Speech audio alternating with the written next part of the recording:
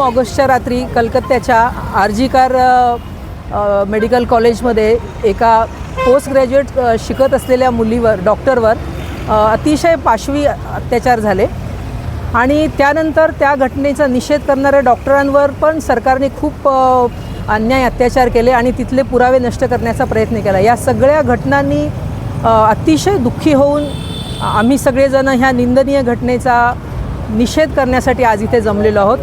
त्यासाठी पूर्ण देशभर इंडियन मेडिकल असोसिएशन आणि त्यासोबत आमच्या कल्याणमध्ये होमिओपॅथिक असोसिएशन, आयुर्वेदिक असोसिएशन, डेंटल, फिजिओथेरपी सगळ्यांनी आम्हाला प्रतिसाद देऊन पूर्णपणे 100% OPD सर्व्हिसेस बंद ठेवलेल्या आहेत।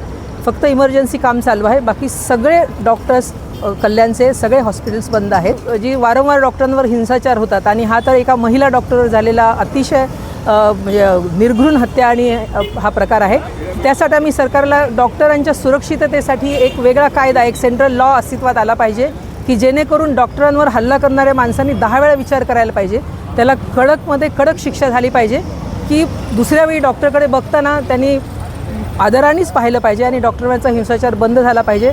आणि महिला डॉक्टर ज्या रात्रपाळीचे कामं करतात किंवा मोठ्या मोठ्या हॉस्पिटलमध्ये एकट्या नाईट ड्युटीज करतात, अशांना सुरक्षा मिळण्यासाठी तिथे सुरक्षा पाहिजे, तिथे CCTV कॅमेराज लावलेले पाहिजेत, सिक्युरिटी गार्ड्स पाहिजेत। जशी विमानतळावर सुरक्षा असते सेफ झोन म्हणून, तसे हॉस्पिटल्स हे सेफ झोन म्हणून डिक्लेअर केले पाहिजेत, अशी सरकारकडे विनंती आहे। आणि ही जी घटना झालेली आहे आणि अशा आधी पण घटना झालेल्या आहेत त्याची निपक्षपणे चौकशी करून यांना तात्काळ फास्ट ट्रॅक कोर्टमध्ये अशा केसेस चालून त्यांना शिक्षा झाली पाहिजे। जेवढी कडक शिक्षा होईल तेवढा तो आरोपी पुढच्या वेळी गुन्हा करताना विचार करेल की आपल्याकडे अशी शिक्षेचं प्राविधान आहे आणि आपण हा गुन्हा करावा का।